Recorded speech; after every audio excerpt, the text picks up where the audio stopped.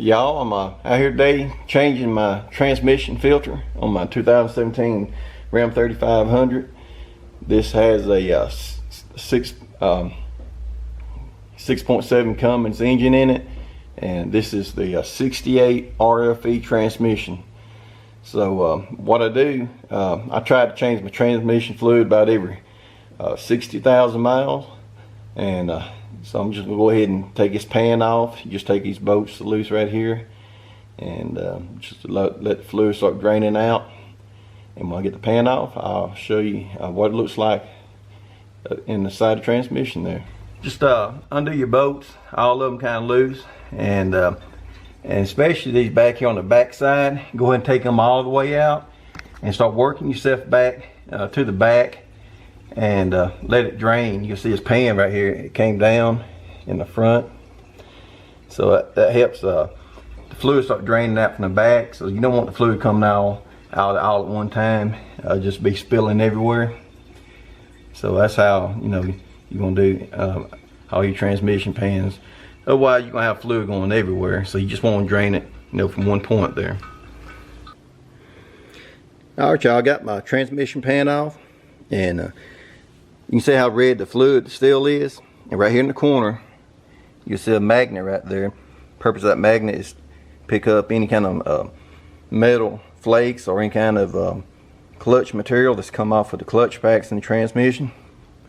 Like I said, I probably got maybe 65. Let this go over just a little bit, but because I do the RV transporting, I do try to keep it changed out about every 60,000 miles. And so far I've got about 178,000 miles on it right now. Have no trouble with the 68 RFE transmission so far. And I think the key to it is just make sure you do good maintenance on your transmission. And you can see right here, I'll take some of this off. You kind of see that that's going to be normal. Just have that sludge on there. That comes from, like, say, the clutch packs a lot of times where it wears over time, and that's not much right there. So everything looks good right there, and I'll show you the transmission filter setup here in a minute. Inside the transmission here is your valve body, and it's got this flat filter, and it's got this round canister filter right here. So this just spins off right here, this canister style filter. And this flat filter has right here just one Torx bolt right there you'll take out. So I'll take that loose and get both them filters off and put my new ones on there. It's just real simple, y'all. And up in here, I'll show you when I get this filter off. It's got a gasket you can replace, and you don't have to replace it. If you got a lot of play right here, when you take that other bolt out, you'll probably want to place that little gasket, but I'll show you what it looks like.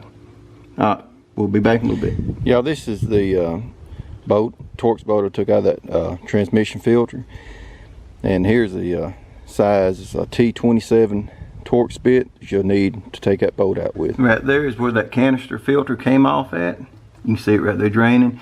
Now I will say, if you let that drain, the more you let this drain, the more transmission fluid you have to put back in it.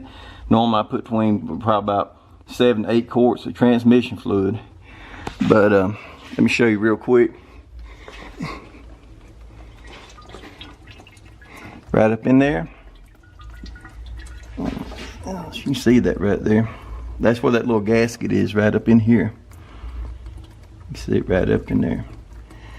That's that gasket you need to replace if it's wore. And I'll show you what it looks like when it comes out of the box there. Filter kit that I always use, I've used, this will be my third time. I have no trouble with it so far. It's a Baldwin 20,000. That is for the 68 RFE transmission, 4-wheel drive. 2-wheel drive is going to be a different part number. So this is a 4-wheel drive setup. So what it comes with your rubber gasket. And I've never had no trouble. They torque down good. I have no trouble with those. And it comes with your instructions, tell you as far as your torque on everything. and it comes with your round transmission filter, the canister filter. It also comes with a flat filter. And I'll take the, let me take this out here, show you.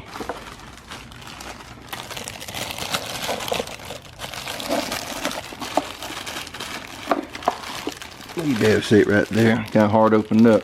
But anyway, here's this rubber seal right here. It's got a metal flange on it.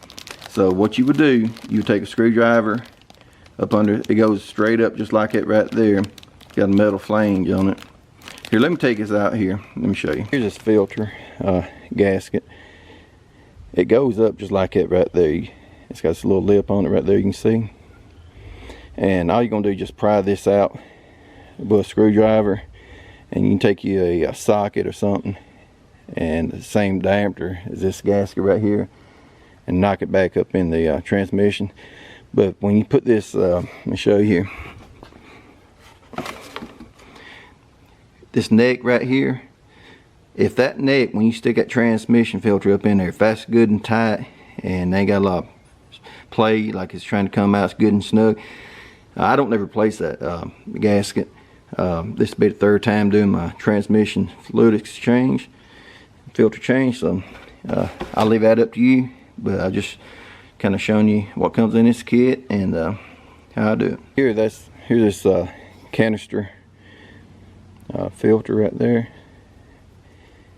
and I don't know if you can see them part numbers on it right there, but it comes in the kit. Anyway, just like an oil filter, so it's got some plastic threads right here, and what you want to do, just like an oil filter, put your little transmission fluid on this new gasket and just screw it up there, hand tighten like you would do an oil filter, and that's all you gotta do, y'all, on this one. Got my pan cleaned out, clean this magnet off. You always take a lint-free paper towel or cloth and clean that magnet off real good. Clean your pan out real good, dry it up, get any kind of residue from your old transmission fluid out. And always, while doing mine, I always get all my bolts for my transmission pan, go ahead and get them started. That way it keeps this gasket in place when you put it up there on your transmission. That way your gasket be in place and won't fall in. Alright, I can get this pan put on and I'll show you when it's all finished. Alright, y'all, got my flat transmission filter put on. I got this spin-on filter put on. Just hand tighten that like a regular oil filter. And this Torx bolt right here, I just hand tighten it with my hand there. I don't know exactly what torque spec it is, but just snug it up with like a nut driver. That's all you gotta do.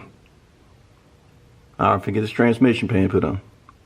Alright, y'all, I got my transmission pan back on and I got them all torqued down, and all I did, I just went, say, from the center, work yourself out on both sides and just snug them up with my hands, and got my inch-pound torque wrench, and I torqued them all down to, well, I started out like a 60, then I went to 80 inch-pounds, then 105.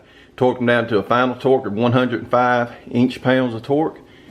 And so it'll be good to go for another 60 to 70,000 miles, y'all. Just real quick and easy. I just want to show y'all how I do that, and like I say, how simple it is. And if you got a transmission, just look up your own specs on your particular vehicle before you get started. And make sure you have the right fluids and everything. This particular transmission takes, I'm putting Mopar ATF4 transmission fluid in it. But yeah, like I say, look up your own specs on your own particular vehicle and your model. Alright, we'll see you later.